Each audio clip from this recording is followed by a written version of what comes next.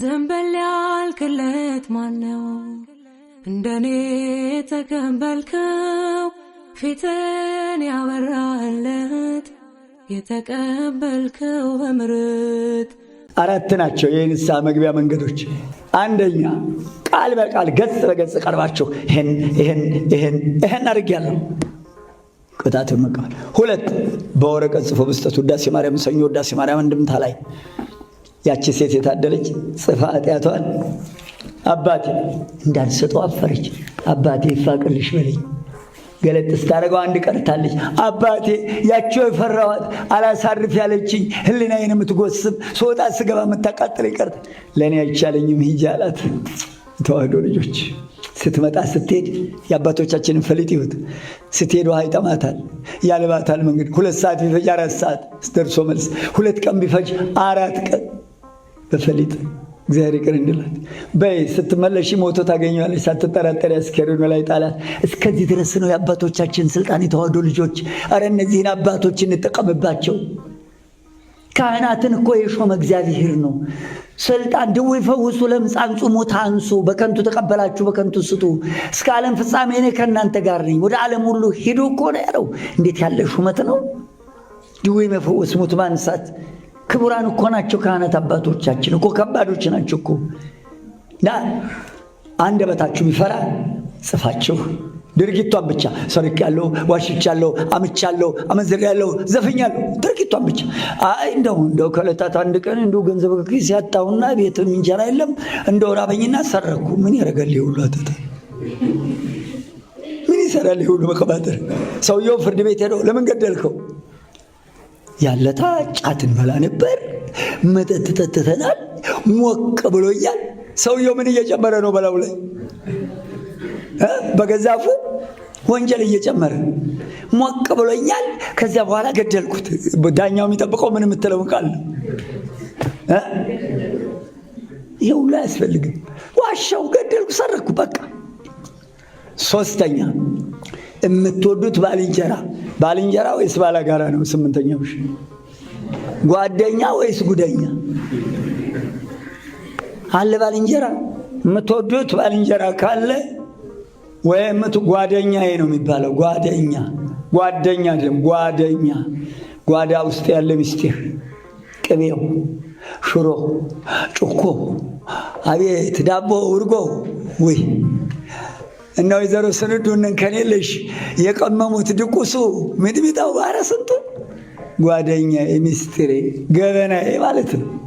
እውነት ጓደኛ ካለ እናት ልጅ ይኸውልህ ነፍስ አባቴ መምሬ ገሌ ናቸው፣ ስሜን እንዳትነግር ግን የነፍስ ልጅ ሆኖ በላቸው። እርሶን ለማየት ፈርቶ አብሮ ስለኖረ አቤት ይህን ኃጢአት እንዴት ይሰራል ብለው ይታዘቡኛል ብሎ እኔን ልኮኛል። ግን እንዲህ የምትልኩት ወንደኛ አለ? ገና አንድ ነገር የጓዴ ትላንትና አንድ ሚስጥር ልንገርህ፣ ገና ሚስጥር ነው ሲለው እዚህ ጋር ይሸቀሽቃል፣ ይወቀዋል። አውራ ይለዋል። ገና ሳይጨርስ የእናቴ ልጅ እውነተኛ ጓደኛ ካለህ ይኸውልህ ይህን ሰርቻለሁ ጻፍና ስጠው። አባቴ ልጅ ነው ይኸው ኃጢአቴን ተቀበልልኝ ብለዋል ብሎ ያ ወረቀቱን ይሰጣል፣ ወይ በቃል አስጠንቶ ይልከዋል። እግራቸው ስር ድፍት ብሎ ቅጣቱን ተቀብሎለት ይመጣል። እግዚአብሔር ይፍታህ ብለዋል ሲሉኝ አቤት አባቴ ይፍቱኝ። ያ ተራራ የማይከልለው ደመና የማይገርደው አምላክ እዛ ሆኖ ይፍቱ ሲል እሱ እስከሚመለስ ድረስ በግንባሩ ተደፍቶ ተንበርክኮ ነው የሚጠብቀው። እዛ እግዚአብሔር ይፍታህ ሲሉ ከራስ ጠጉር እስከ እግር ጥፍሩ የያዘው አስሮት የነበረ የኃጢአት ሰንሰለት አብሎ ይወርድለታል። ከዚያ በኋላ ቅጣቱን በደንብ ተረድቶ ይዞለት ይመጣል፣ ይጨርሳል። ያችግታል። ሶስተኛው የማይታወቅበት ደብር ሄደህ ሸምገል ያሉ ካህን በመድኃኔዓለም በመብርሃን አባቴ አይለፉኝ፣ ይገላግሉኝ፣ በኃጢአት ታስሬ መጥቻለሁ፣ ይፍቱኝ። ይኸው የሰራሁት ኃጢአት ብትፈልግ ጽፈህ ብትፈልግ በቃልህ ተረስቶ እንዳይቆጭህ ተምረሃል።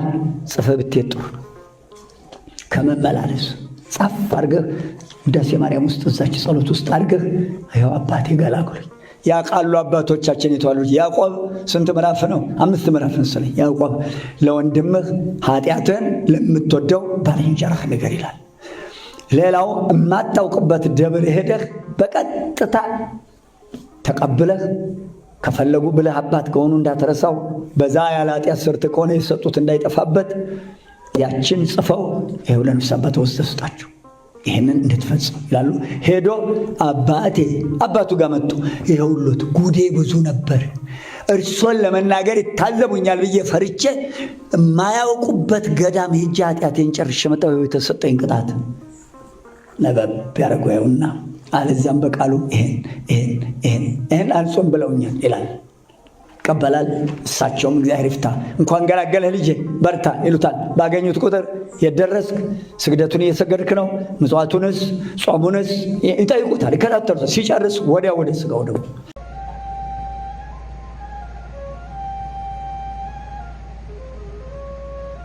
ጠብቆ አሳድጎ ከልጅነቴ አባት የሆነኝ ኡራኤል አባቴ ይለይብኛል፣ ኡራኤል ይለይብኛል። በክንፉ ሸፍኖ በቤቱ አሳድጎኛል።